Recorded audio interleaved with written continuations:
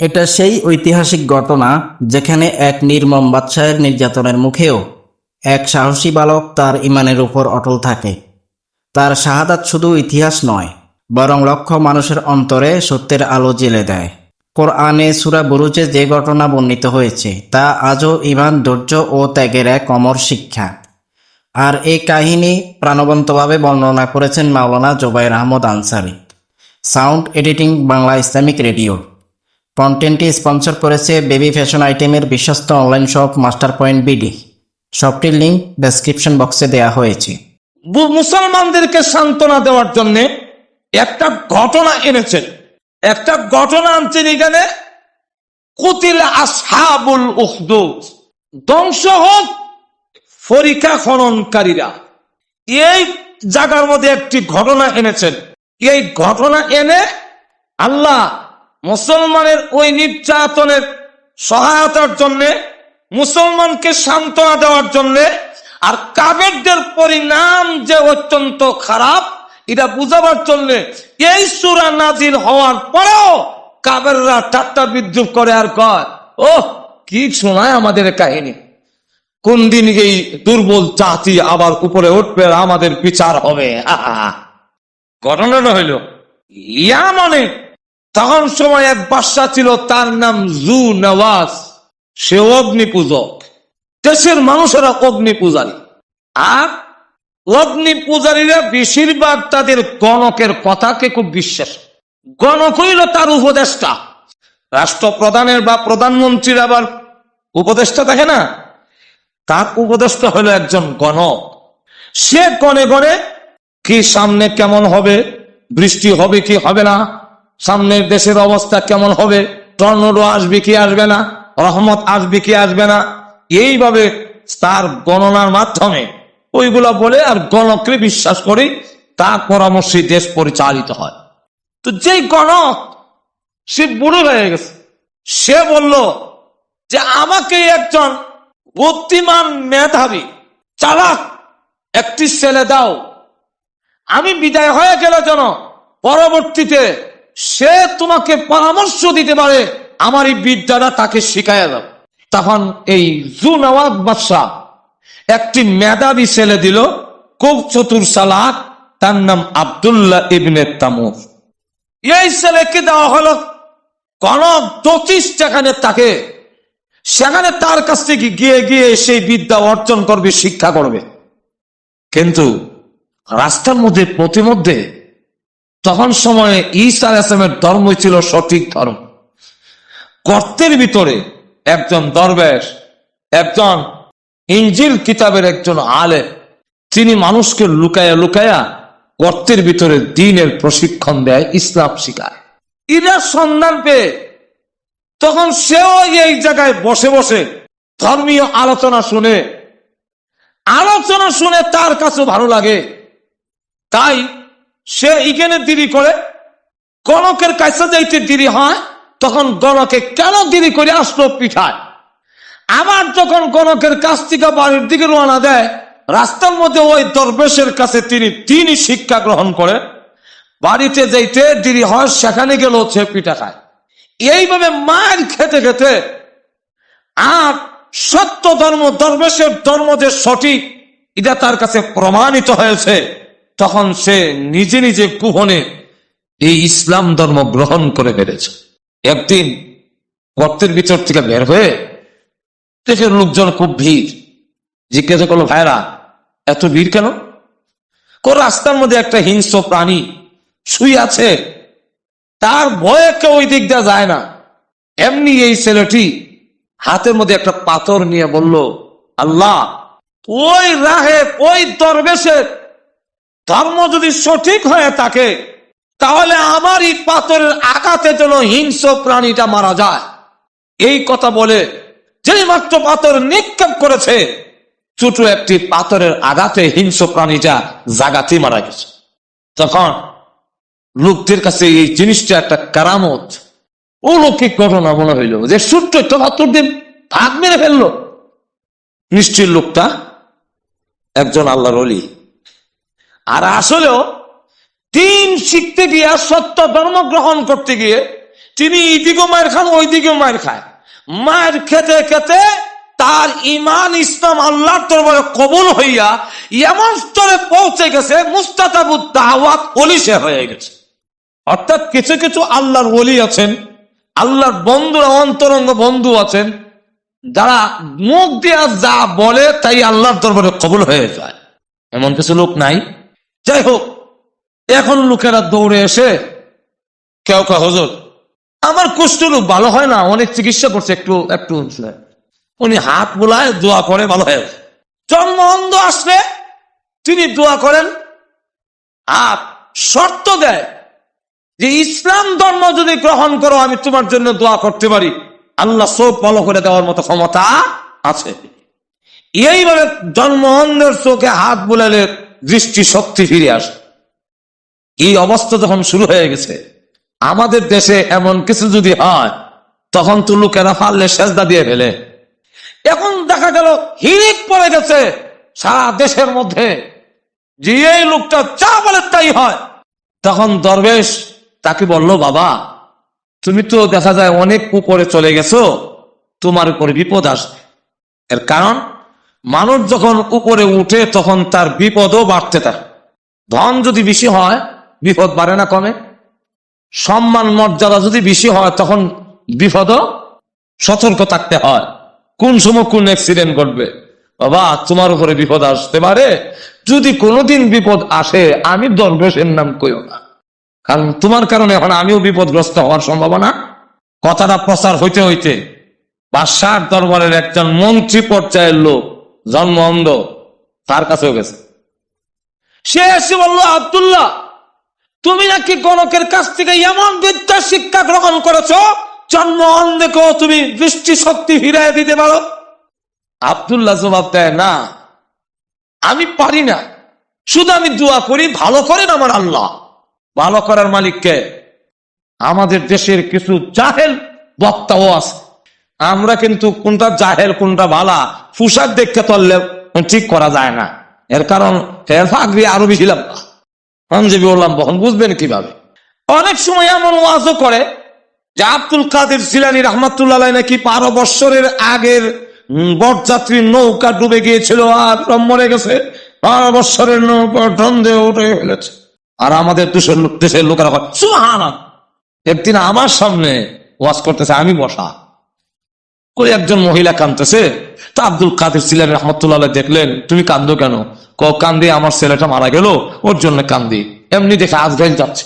তো আব্দুল কাদের জিলানী রহমাতুল্লাহ বললেন যে এই মহিলার বাচ্চার রুটা দিয়ে যাও। আজরাইল কেন? আমি দেবো না, আমার দেওয়ার অর্ডার নাই।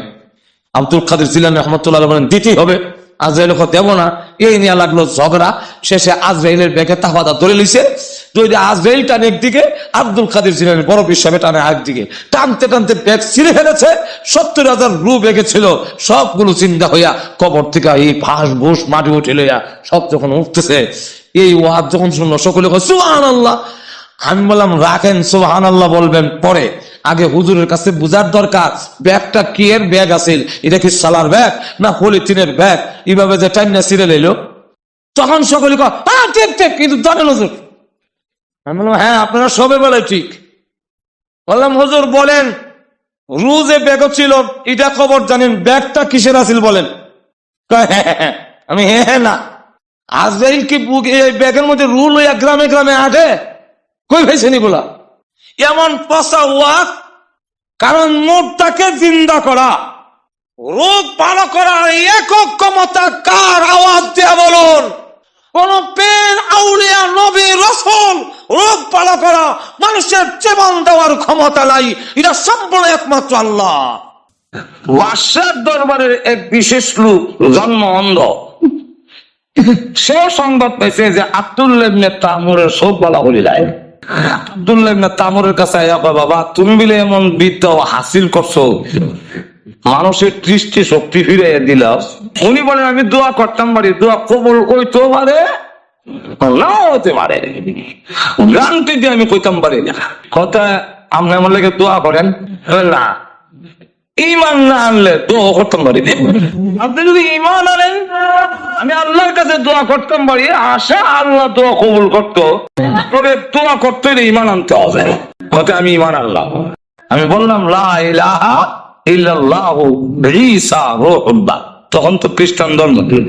আব্দুল্লাহ ইবনে তামুদ দোয়া, আল্লাহ তার দৃষ্টি শক্তি ফিরত দেওয়া, সঙ্গে সঙ্গে সুবহানাল্লাহ। বাদশার দরবারে যখন গিয়ে বইছে, জুনাওয়াসের দরবার, অন্ধকে আর কার চোখের ভাওয়ার আছে দেখলে বোঝা যায়। যার চোখের ভাওয়ার আছে ডাইরেক্ট সোজা চা, আর যারা চোখের হাওয়ার নাই দেখবেন চোখটাকে ঘুরায়। বাদশাহ কি তো তুমি চোখে দেখো নাই তা বুঝেছি, কেমন হইলো আমার আল্লাহ ভালো করে দিয়েছেন। এখন আল্লাহ আমার খেটা আমি ছাড়া গিয়া তোমাদের আরো কোন পূজার কেউ আছে? আমার না পূজা করবা। তোমাকে আমাকে যিনি সৃষ্টি করেছেন তিনি হলেন আমার আল্লাহ। আমার আল্লাহ আমার চোখের পাওয়ার ভালো করে দিয়েছে। দুনিয়ার কেউ ভালো করতে পারে না, বিশ্বাস করতে হবে, বিশ্বাস রাখতে হবে ভালো করার মালিক কে। দুনিয়ার কোন মূর্তি কোন কেউ ভগবান এটা ভালো করতে পারে না। আল্লাহ আল্লাহ ইচ্ছা করলে মেডিসিন লাগে না।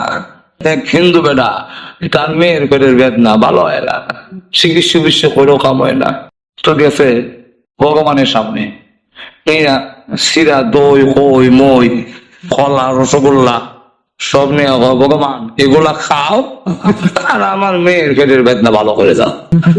খায়ও না মাতেও না, ধমক দেয়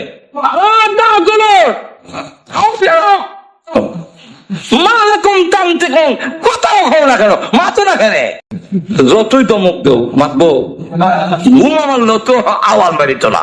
এখন সে ডাক দিয়া কর, অন্য সময় খাইতারো এখন খাইতানো না, অন্য সময় যে বুক দেয়া গেলে পরে আর খাই না, অন্য সময় তো আর মুখ দিয়ে খায় না। শয়তানে জিন্নাতে মানুষ শয়তানে আর কুত্তা বিলাইয়া খায় সাফ করিলা, এমন তো হেব কেউ হইতে পারে না। শেষে উঠে গেছি রাত। মানুষের যখন অসুস্থ হয় বা তার বাচ্চা তোমার আওলাদ যদি অসুস্থ হয় তখন মিজাজ খটখট হয়ে যায়, মনে হয় না ডাক্তার ইলেন আমি আমার মেয়ের বেদনা ভালো করে খাও, খাও না গরিব দিকে ঘৃণা করছো। উড়ে গেছি রাত, আরে এমনি একটা কান্ডা লইয়া, তুমি তো ক্ষুদা না তুমি হুদা একটা ভাঙ্গা ক্ষুদারে ভেঙে শেষ করলি। কেমন ক্ষুদা চিন্তা করেন, বন্দা বেরিয়ে ভেঙে শেষ করলেন। এখন বাইরে গিয়া ক্ষুদা তো দেখলাম আমার ক্ষুদা একবার হুদা। এবার মুসলমানের ক্ষুদা কই আছে দেখি নাই, মুসলমানের ক্ষুদা হের ক্ষুদা না, হের তো ওরকম ঠিক না, সরিয়ে গেছি ক্ষুদা তো হেরো ওই যে চিন্তা করে বাড়ি করছে। আমরা যেমন মন্দির করে যাই, মুসলমান তো মসজিদও যায়, তোর মুসলমানের ক্ষুদা মনে মসজিদে আছে, আসলে কিন্তু মুসলমানের ক্ষুদা এর সাথেই আছে। তেমন কথা মসজিদে যাই, এখন যদি যাই মুসলমানে পেরিয়ে আমার খোলা হিন্দু বেড়া খেলে মসজিদ আইসে আমার চুরি ফলবার লেগে আসি, সব কমাইলে রাত 2:30-3টার সময় নীরব রহমত পৃথিবীর কাছে এসে ডাকে। পুজো জানে না, একটু উজু জানে না, একটু তো বুঝে যেটা পবিত্র স্থান। তো পুকুরের মসজিদের পুকুরের মধ্যে গিয়া আত্ম কেমন তৈছি কে উজু মসজিদের কোনার দিয়া বইয়া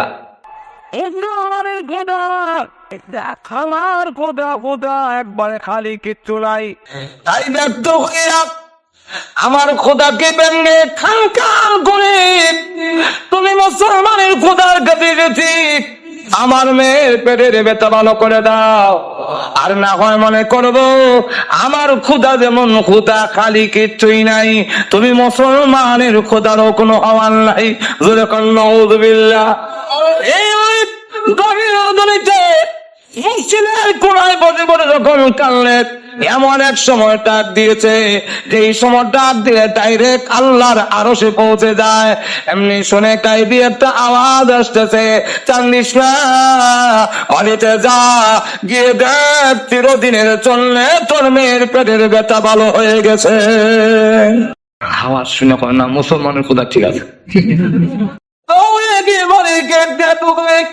মেয়েটা তোরে চলে পাক কাছে গিয়েছিলেন, যেই ডাক্তারের কাছে যাওয়ার পরে আজকে ইনজেকশন দিল না, ট্যাবলেট দিল না, আব্বা গো মিক্সার দিল না, আমার ব্যথার মধ্যে কে যেন আগুনে পানি ঢেলে দিয়েছে, হঠাৎ করে বন্ধ হয়ে গিয়েছে।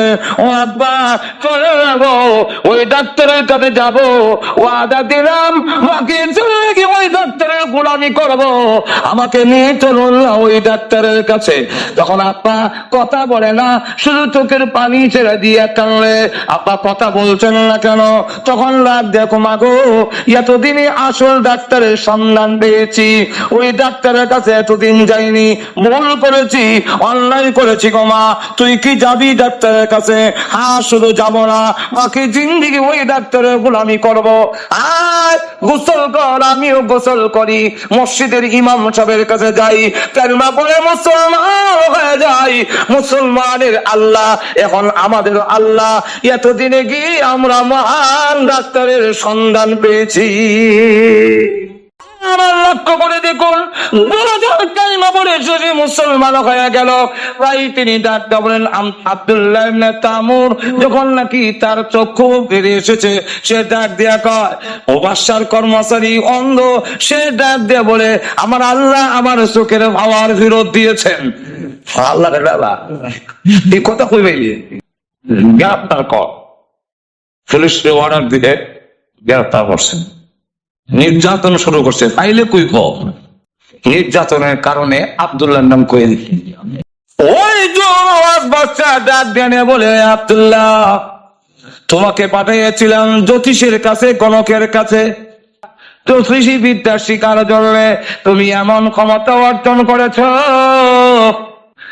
জ্যোতিষেও তুমি হার মানাই দিয়েছ, আরো আগ্রহী গেছো কি তুমি? তুমি নাকি মানুষের দৃষ্টি শক্তি ফেরত দিতে পারো, তুমি নাকি মানুষের কুষ্ঠ রোগ ভালো করে দাও। আব্দুল্লাহ তখন লাগ দেখো না, নীরব থাকলে হন অসুবিধা, আর তার উদ্দেশ্য হইল বাইক করতো। আব্দুল্লাহ লাগ দেবে না, আমি ভালো করার ক্ষমতা আমার নয়, ভালো করতে পারি না, রূপ ভালো করার ক্ষমতা আমার হাতে নয়, তার হাতে। জবাব দেয় আমার আল্লাহ। বাচ্চা দিকে আল্লাহ আমার কিছু লোক আছে আল্লাহ চিনে না, আমার কিছু লোক আছে আল্লাহ চিনে না, এবার আল্লাহকে আমার আল্লাহ চিনে শোনা না, আমার আল্লাহ আসমান জমিন তোমাকে আমাকে যিনি সৃষ্টি করেছেন তার নামে হলো কি কথা ভাইলে কবি। আরে জান তোরে জ্যোতিষী বিদ্যায় শিকার লাগে এই কথা হইলে কবি। যখন গ্রেপ্তার করে তাকেও যখন রিমান্ডে নিছে, দরবেশে যে কইছিল আমার নাম কইও না, এই কইও না রয়েছে না, কই দিলে দরবেশে গ্রেপ্তার করছি। দরবেশে গ্রেপ্তার করে তোমার কারণে আমার দেশের অনেক লোক পথভ্রষ্ট হয়েছে, পথভ্রষ্ট হয়েছে না, পথে আইসে। আমরা এই দোকান দেখবেন অনেকে নিজে পথভ্রষ্ট, ভুল মতের মানা দিছে, বেলা বেরিয়ে একটানা বইয়া বাত্তিনি বাইয়া জিকির করে, একটি গাছের তিনটি ডাল, কোন ডালেতে হজর বিলাল। ভুল যদি না থাকে আর বেলা বেরিয়ে একটানো জিকির করে, এখানে আর জিকির থাকতো না, ফিকির হয়েছে বুকি। তোমার কারণে আমার অনেক লোক ভুল পথে রওনা দিয়েছে। এবার তুমি আমরার মুক্তি পূজার ধর্মে আর আগুনের পূজার ধর্মে চলে আসো, আর না হয় তোমার হাসি দিলেই শুধু আমাকে মরণের হুমকি দিও না, খালি আমার মরণের ডর দেখে লাভ হবে না। তাম পৃথিবীর মানুষ যদি জবাই করা হয়, তাম পৃথিবীর মানুষ যদি জবাই করো, আমাকে যদি জবাই করো, আমার জীবন নিতে পারি, ইসলাম ছাড়তে পারি না, ইমান ছাড়তে পারি না, মরতে পারি, ইমান ছাড়ব না। তখন তাকে ফাঁসি দেওয়া হলো, মৃত্যুবরণ করলো, তথাপি ইমান ছাড়ে নাই। আব্দুল্লাহ ইবনে তামুরকে মেরে ফেলতে হবে, তার না মারি তবে দেশ শান্ত হইত না। আরে এমন ভাবে মানুষ যে মারার কারণে দেশের মধ্যে একটা আতঙ্ক সৃষ্টি হয়ে যায়নি, এই ভেবে তেমন কেউ নাই। কেমনে মারণ? কয়েকজন লোক দিয়া কয় যাও তার পাহাড়ে নিয়ে যাও, পাহাড়ের টিলার মধ্যে তুললা তুমি ধাক্কা দা নিচে ফেলাই দিবা, তখন ফাঁসি দিলে তো গলা লাগবো, দম দেবো। আর হাত তোর পিলার উপর থেকে হলাইলে করিয়ে আড্ডি ভাঙবো, কল্লা ভাঙবো, নাক ভাঙবো, বুঝবো নে। হাত তোর যখন টিলার পুকুর উঠছে, আব্দুল্লাহ ইবনে তামুর ডাক দেব, আল্লাহ আমার মরণ যদি এরা হাত তুমি লেখা দেও, আমার কোনো আপদ নেই। আর যদি এদের হাতে আমার মৃত্যু লেখা না থাকো, তাহলে আমাকে তুমি রক্ষা করো। এই মাত্র বলছে, এমনি দেখে ওনাকে মারার জন্য যারা গেছিল আরোহীরা তুলছি, যে যেখানে উবাইছে এই জায়গার হাত তো এমনি উবাইছিয়া হেক্টরের নিচে ভালায়। আব্দুল্লাহ ইবনে তামুর যেখানে উবাই কোন উবাই যেগুলো ফ্লোরেই না, সবটি নিচে ওরা খতম হয়েছে। আর আব্দুল্লাহ ইবনে তামুর সুন্দর মতো একটা বাদশার দরবারে আবির হয়েছে।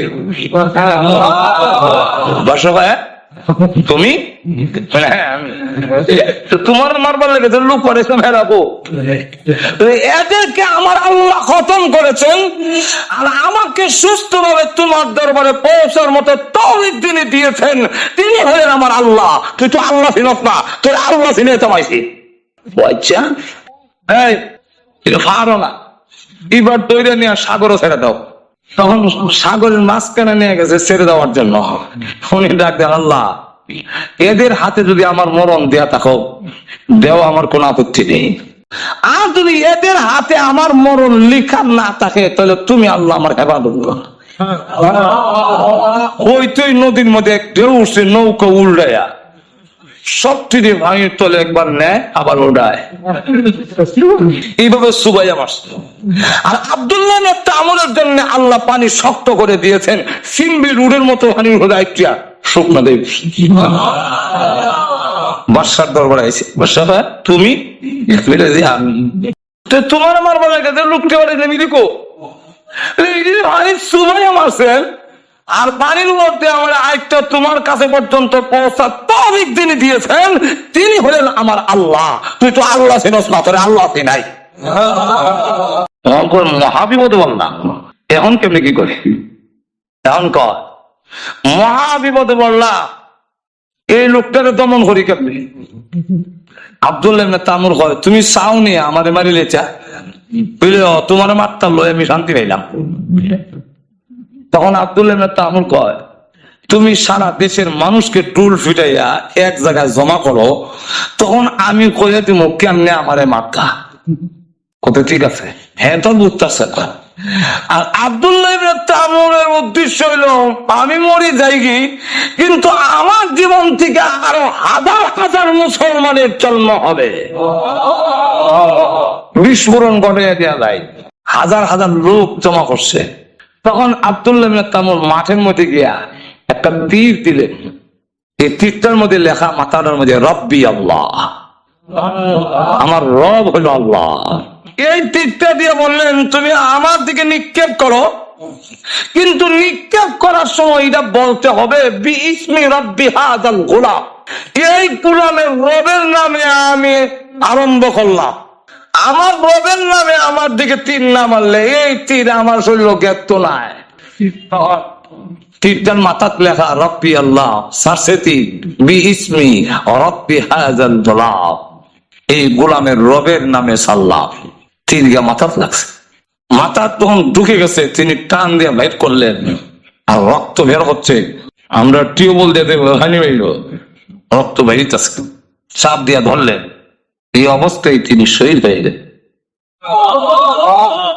কিন্তু তারই রক্তের টিকা চতুর্দিকে যারা দেখবার লেগে উপাইছিল, এরা কয় এই গোলামের রব ঠিক, এই গোলামের ধর্ম সত্য, যে গোলাম তার রবের জন্য, তার ইসলামের জন্য, তার দিনের জন্য জীবন দিয়ে ফেললো, সেই ধর্ম সত্য, জীবনে জীবন দিতে পারে না। এখন দেখা যায় হাজার হাজার লোক একসাথে বলতেছে লা ইলাহা ইল্লাল্লাহু ঈসা রূহুল্লাহ, এই কালিমা যখন পড়তে আরম্ভ করেছে, এখন ওখান দিয়ে আরো বড় বিপদ হয়েছে। এখন কিতা করি, এখন দমন করি কেমনে? তখন ওয়াদার দিল, বড় বড় অগ্নি গর্ত খনন করো, আর লাকড়ি তার মধ্যে ছাড়ো, যেই বলবো লা ইলাহা ইল্লাল্লাহ এর আগুন ফেলাই তো আর তোরে কেউ হইতো নাই। কিন্তু জানে না ঈমান এমন এক জিনিস, পৃথিবী ছেড়ে দিতে পারে, ঈমান ছাড়তে পারে না। এখন বড় বড় গর্ত খনন করে এগুলোর মধ্যে লাকড়ি ছেড়ে আগুন ধরনের হলো অগ্নিকুণ্ড তৈরি করা হবে। আর যারা পড়বে তাদের লা ইলাহা ইল্লাল্লাহ বলবো, এরা আগুন ছাড়া হবে। আল্লাহ বলে আসহাবুল উখদুদিন নারি যাতিল ওয়াকুদ। ধ্বংস হয়েছে পরিখা খননকারীরা, গর্ত খননকারীরা ধ্বংস হয়েছে।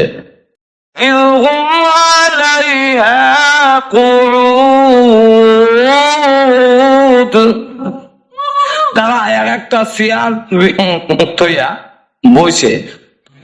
কেন?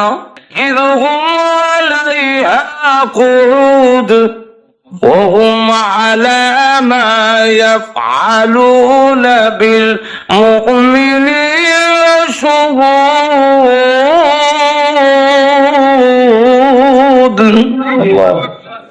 কেন বসছে? এরার সাথে কি আচরণ করা হয়, এদেরকে যে আগুন দিয়ে জ্বালাইব, এই দৃশ্য দেখার লাগে এই অগ্নি পূজারীরা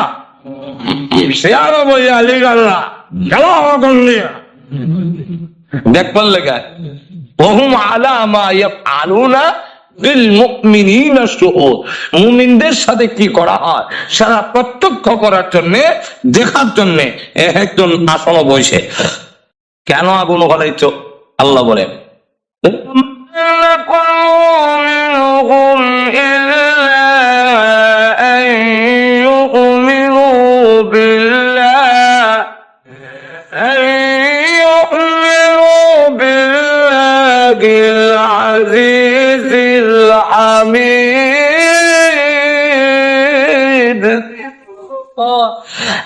আর কোন দোষ নাই, একটাই এদের অপরাধ, আইয়ুমিনু বিল্লাহ, আল্লাহর প্রতি এরা ঈমান এনেছে।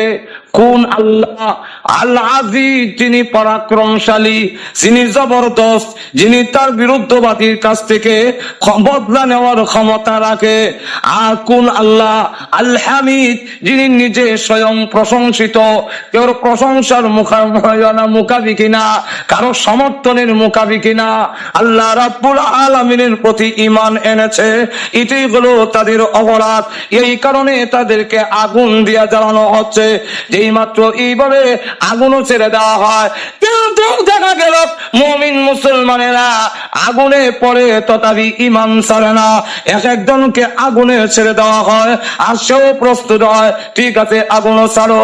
আগুনে জাপ দেয় আর বলে লা ইলাহা ইল্লাল্লাহু ঈসা রূহুল্লাহ। এইভাবে কালিমা পড়ে আর আগুনে চাপ দেয়। যেই মাত্র আগুনে চাপ দেওয়ার জন্য পাল দেয়, এমনি আল্লাহ রাব্বুল আলামিন ওয়াদা দেয়, ও আজরাইল, আগুনের হিট তাদের গায়ে লাগার আগে আগে রূহ বের করে আমি আল্লাহ তোরে জান্নাতের ভিতরে পৌঁছায়া দিবে। আগুনের হিট আর গরমটা শৈল লাগার আগে রূহ বের করে জান্নাতে যায়। তবে না তোর কোন ঠিক কিনা? যখন নাকি আগুনের মধ্যে দাঁড়ানো হচ্ছে, এক মহিলা এনেছে, তিনি ঈমান এনেছেন, তার দুধের একটা বাচ্চা আছে। ওই বাচ্চাটিকে আগে টান দিয়ে তোমাকে দেব, পরে তোমার দুধের বাচ্চা দিব আগুনে আগে। আর সন্তানের মতে দুধের সন্তানের জন্য মার স্নেহ মমতা বেশি থাকে না কম? ক্ষুদা গো, আর কোন অপরাধ নাই, এর জায়গা দখল করি নাই, কারোর টাকা আত্মসাৎ করি নাই, কাউকে মারি নাই, কাউকে নির্যাতন করি নাই, কাউকে গালি দেই নাই, তোমার প্রতি ঈমান এনেছি, তুমি আসারা কোনো মাবুদ নাই। এই কথা বলার অপরাধে আমার দুধের বাচ্চাকে আগুনে ছেড়ে দেয়। আল্লাহ, এর আগে যদি আমাকে ছেড়ে দেওয়া হতো, আল্লাহ আমার দুধের বাচ্চাকে আগুনও ছেড়ে দেওয়া হচ্ছে। এমনি আল্লাহ তার মাকে সান্ত্বনা দেওয়ার জন্য ওই দুধের বাচ্চার জবান আল্লাহ খুলে দিয়েছে। সঙ্গে সঙ্গে বাচ্চা ও মা, ইয়া উম্মা, হে আম্মা জান, হে আম্মা জান, ইয়া উম্মি না, ইয়া হে আম্মা জান, সবর করেন, ফাইন্নাকা আলাল হক, মাগো আপনি হকের উপরে আছেন, আপনি সত্যের উপরে আছেন। ঘাবড়েন না, আগুনে পড়ে দেখেন এই আগুন দেখতে আগুন দেখা যায়, মাগো চাপ দেয়া পরে দেখেন এই আগুনের ভিতরে মহান আল্লাহ ইব্রাহিম আলাইহিস সালামের জন্য নমরুদের আগুনের ভিতরে যেইভাবে জান্নাতের বাগান তৈরি করে দিয়েছিলেন, মুসলমানের জন্য এই আগুনের ভিতরে জান্নাত তৈরি রেখেছে। ও মা, দেরি হবে গো, কিন্তু আল্লাহ তৈরি জান্নাতের ভিতরে দিতে একটা মিনিটও দেরি হবে না।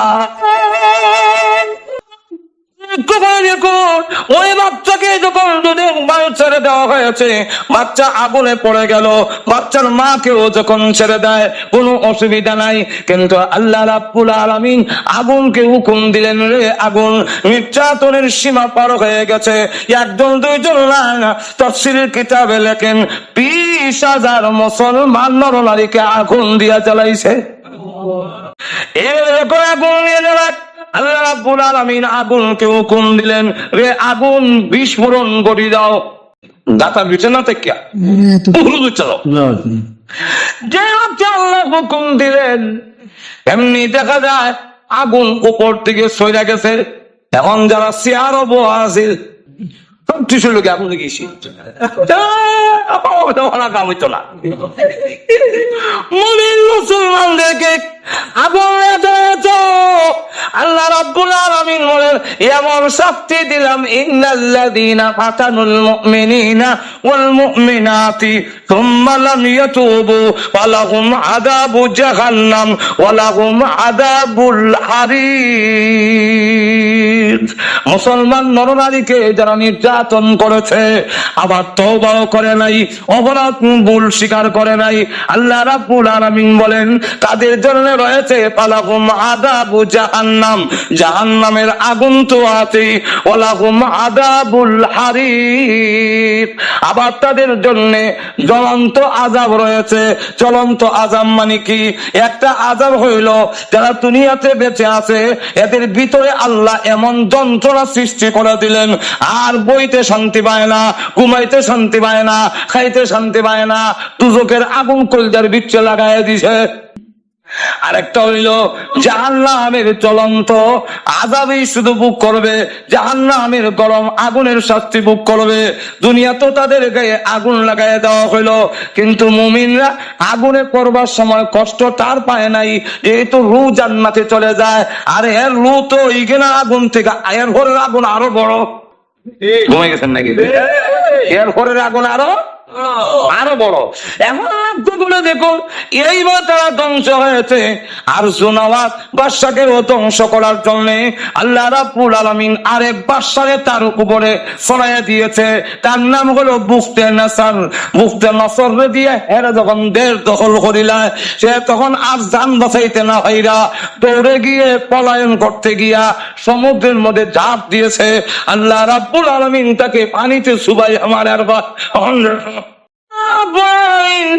মুসলমানদেরকে সান্ত্বনা দেওয়ার জন্য এই ঘটনা তুলে ধরে বলেন, 4টা জিনিসের কসম খাইয়া, ওয়াসসামাই যাতিল বুরুজ, আল্লাহ বলেন শক্ত কিলা ঘাটি বুরুজওয়ালা আসমানের কসম। এই পুরুদের ব্যাখ্যা দিতে গেলে একদিন লাগবো, এটা আলাদা দিতে হইব, 1 ঘন্টা আধা ঘন্টা তফসির করা যায় না। আল্লাহ বলেন বুরুজওয়ালা আসমানের কসম। 2 নম্বর হলো আল্লাহ বলেন ওয়াসসামাই যাতিল বুরুজ ওয়াল ইয়াউমিল মাউউদ, প্রতিশ্রুত দিনের কসম করে বলি, কিয়ামতের দিনের কসম। 2টা কসম। 3 নম্বর হলো শাহিদিন ওয়া মাশহুদ। শাহিদিনের একটা ব্যাখ্যা হলো জুমার দিন, মাশহুদ হইল ওই আরাফাতের দিন। আল্লাহ বলেন শ্রেষ্ঠ 2টা দিনের কসম করে বলি, একটা হলো জুমার দিন আর একটা হলো আরাফাতের দিন। আর একটা ব্যাখ্যা হলো শাহিদিন দিয়ে উম্মতে মুহাম্মদী, মাশহুদ দিয়া হলো আগের উম্মত, কেউ বলেন শাকির দিয়া হলো আল্লাহ রাব্বুল আলামিন বুঝাইছেন কিরামান কাতিবিন, কেউ বলেন শাকিদিন দিয়ে আল্লাহ বুঝাইছেন উম্মতে মুহাম্মদী, মাসউদ দিয়া বলা বুঝাইছেন কিয়ামতের মাঠ। অনেক ব্যাখ্যা আছে।